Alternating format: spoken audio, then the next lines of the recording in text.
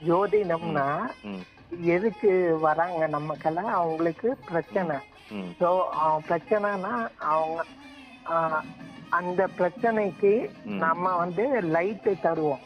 ம், ஸோ அதுதான் ஜோதிடரோட வேலை. ஸோ அதில் 70-80% பலிக்கும். ஓகேயா? ம். 20% பலிக்காம போறதுக்கு காரணம் உங்க ம். கர்மா.